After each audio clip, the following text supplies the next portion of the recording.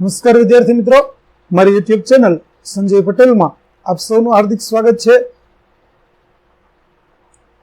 મિત્રો, આજના વિડીયોની અંદર આપણે ધોરણ 8 વિષય છે અંગ્રેજી, જેનો પાઠ 2 કે જે સત્ર 1 ની અંદર આવે છે, જેનું નામ છે LMBB એટલે કે લર્ન મોર બી બ્રાઇટર. આ પાઠની એક્ટિવિટી 7 અને 8 વિશે જોવાના છે. વિદ્યાર્થી મિત્રો, જો તમે મારી ચેનલમાં નવા હોય તો મારી ચેનલને જરૂરથી સબસ્ક્રાઇબ કરો. વિડીયો સારો લાગે તો લાઈક કરો, શેર કરો અને બેલ નોટિફિકેશન ઓન કરો, જેથી મારા આગળના નવા વિડીયો પણ આપને મળતા રહે. તેમજ વિદ્યાર્થી મિત્રો, આ પાઠની પીડીએફ જોવા માટે પ્લે સ્ટોરમાંથી અમારી એપ્લિકેશન વિશ્વગુરુ STD 1 થી 12 ગુજરાતી ડાઉનલોડ કરી તમારા મોબાઈલમાં ઇન્સ્ટોલ કરો. જે તમે શરૂ કરશો તો તમને આ પ્રકારે જોવા મળશે, જેમાં બધા ધોરણની અંદર ધોરણ બતાવશે, ધોરણ પસંદ કરશો એટલે વિષય બતાવશે, વિષય પસંદ કરશો એટલે પાઠ બતાવશે. જેમાં વિડીયો ઉપર ક્લિક કરશો તો તમને વિડીયો જોવા મળશે અને પીડીએફ ઉપર ક્લિક કરશો તો તમને પીડીએફ જોવા મળશે. તો આશા રાખું છું અમારી એપ્લિકેશન આપ સૌને ગમશે. જરૂર ડાઉનલોડ કરજો મિત્રો, જે એકદમ ફ્રી છે, કોઈ પણ પ્રકારનો ચાર્જ નથી. તો ચાલો મિત્રો, હવે આપણે શરૂ કરીએ એક્ટિવિટી 7 અને 8. Activity 7, study the graph and say whether the following sentences are true or false. એટલે કે આપેલો જે ગ્રાફ છે તેનો અભ્યાસ કરો અને વાક્યો ખરા છે કે ખોટા તે નક્કી કરો. તો ચાલો સૌપ્રથમ આપણે ગ્રાફનો અભ્યાસ કરીએ, જેમાં 2005 ની અંદર પોલ્યુશન અને પોપ્યુલેશન, પોલ્યુશન એટલે પ્રદૂષણ અને પોપ્યુલેશન એટલે વસ્તી કેટલી હતી તેના આધારે આપણને અહીં ગ્રાફ આપેલો છે, જેમાં દુનિયાના કેટલાક શહેરો છે, જેમ કે ભારતનું દિલ્હી છે, ઇજિપ્તનું કેરો છે, ભારતનું કલકત્તા છે, ચાઇનાનું તેન્જીમ છે, મેક્સિકોનું છે, ત્યાર પછી જાપાનનું ટોક્યો છે, યુનાઇટેડ કિંગડમનું લંડન છે અને યુએસનું ન્યુયોર્ક છે.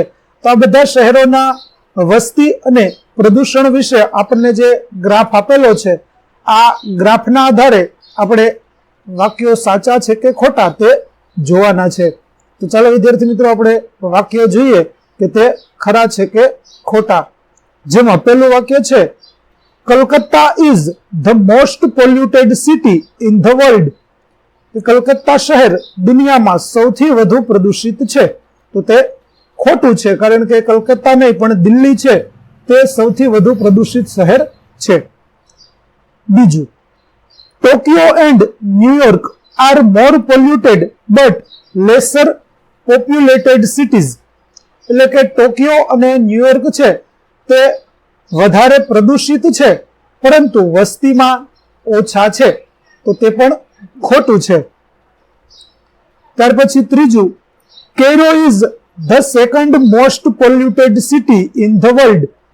કેરો છે તે દુનિયામાં બીજા નંબરે સૌથી વધુ પ્રદૂષિત શહેર છે. તો તે સાચું છે, માટે આપણે ટ્રુ લખી દઈશું. ત્યાર પછી ચોથું, Tianjin city is located in China country. એટલે કે તેન્ઝિન શહેર છે તે ચીન દેશની અંદર આવેલું છે. તો તે ખરું છે, માટે આપણે ટ્રુ કરીશું. ત્યાર પછી પાંચમું, London is more polluted than Tokyo. કે લંડન છે તે ટોક્યો કરતા વધારે પ્રદૂષિત છે. તો તે ખોટું છે, માટે આપણે ફોલ્સ લખીશું.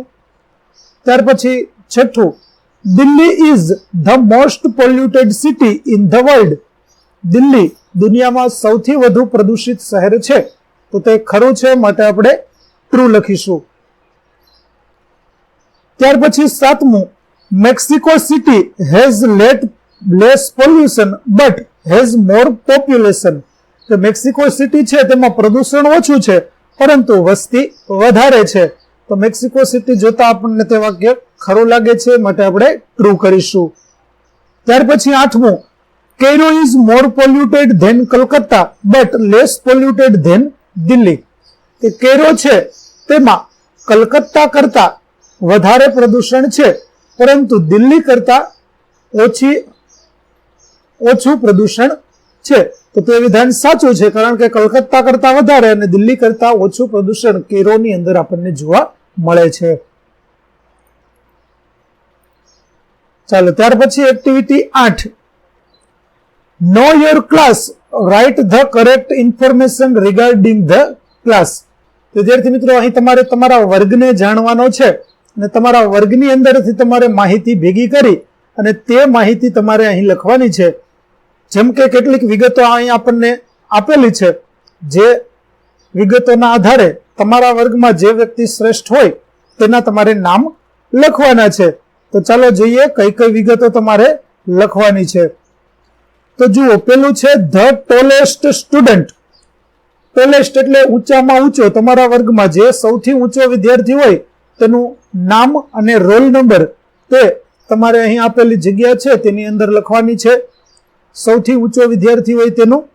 ત્યાર પછી બીજું છે ધ શોર્ટેસ્ટ સ્ટુડન્ટ, એટલે કે જે સૌથી નીચો વિદ્યાર્થી છે તેનું નામ અને તેનો રોલ નંબર છે તે તમારે અહીં લખવાનો છે.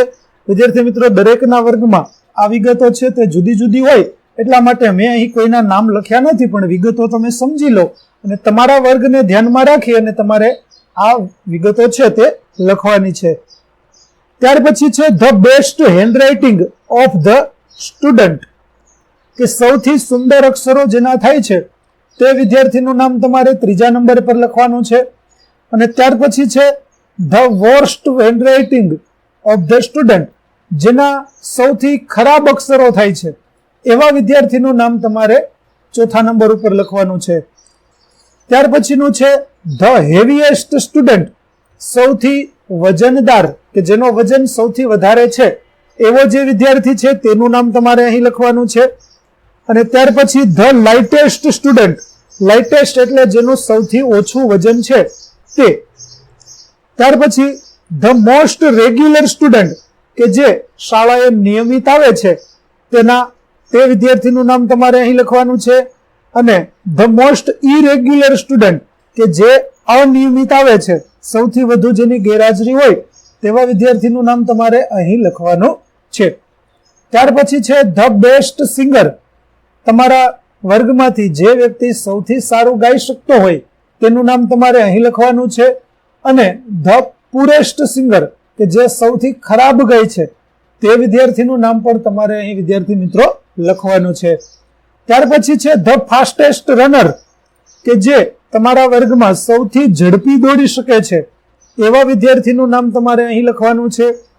અને ત્યાર પછી સ્લોએસ્ટ એટલે સૌથી ધીમો, સ્લોએસ્ટ રનર, કે જે સૌથી ધીમું દોડે છે એ વિદ્યાર્થીનું નામ તમારે અહીં લખવાનું છે. એટલે દરેકને તમારા વર્ગને ધ્યાનમાં રાખી અને આ વિગતો વિદ્યાર્થી મિત્રો તમારે પૂરી કરવાની રહેશે. ચાલો આગળ જોઈએ. પ્રોજેક્ટ. ત્યાર પછી વિદ્યાર્થી મિત્રો આપણને એક પ્રોજેક્ટ આપેલો છે. એ પ્રોજેક્ટ માટે તમારે કેટલીક વિગતો છે તે ભેગી કરવાની છે અને ભેગી કરેલી વિગતો છે એને એક સ્ક્રેપબુક બનાવી અને ચિપકાવવાની છે. જુઓ સૂચના શું છે કે cut and paste the pictures from the newspaper, magazines and wrappers to prepare a scrapbook. એટલે કે ચિત્રો છે તે તમારે ભેગા કરવાના છે છાપામાંથી, વર્તમાનપત્રોમાંથી, અથવા તો કોઈ મેગેઝિન હોય એમાંથી, અથવા તો કોઈ વસ્તુનું કાગળ છે તેને કાગળને લઈ અને એક બુકની અંદર તમારે તેને ચોંટાડવાના છે. ત્યાર પછી compare picture and write sentences to describe, એટલે કે ચિત્રો છે તેને ચોંટાડી અને તેની સરખામણી તમારે કરવાની છે. કેવી સરખામણી? કે light lighter lightest, big bigger biggest, tall taller tallest, much more most, cheap cheaper cheapest, costly costlier અને કોસ્ટલીએસ્ટ. ત્યાર પછી બ્યુટીફુલ, મોર બ્યુટીફુલ અને મોસ્ટ બ્યુટીફુલ. તો આ પ્રકારે સરખામણીની તુલના, કે ભાઈ લાઇટ એટલે હળવું, લાઇટર એટલે ના કરતા હળવું અને લાઇટેસ્ટ એટલે સૌથી હળવું. તો આવા જે 3 પ્રકારની સરખામણીઓ છે તે તમારે ચિત્રો જોઈ અને જે ચિત્ર તમે લગાવેલા છે તે ચિત્રને ધ્યાનમાં રાખી અને આવી સરખામણી છે તે કરવાની છે. તો તે તમે સરસ મજાની એક્ટિવિટી છે તે કરજો. દરેક બુકમાંથી અથવા તો જ્યાંથી તમને ચિત્રો મળે તે ચિત્રો તમે એકત્રિત કરી અને આ પ્રકારનું આયોજન કરી શકો. તો આશા રાખું છું તમને આ પ્રોજેક્ટ સમજાઈ ગયો હશે.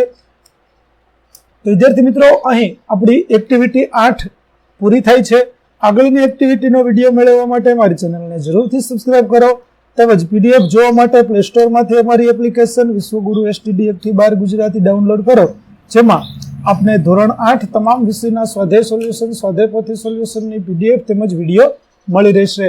તો આશા રાખું છું આપને અમારી એપ્લિકેશન જરૂર ગમશે. ડાઉનલોડ કરજો, જે એકદમ ફ્રી છે, કોઈ પણ પ્રકારનો ચાર્જ નથી. ફરી મળીશું પાઠ 3 ની અંદર. ત્યાં સુધી આવજો.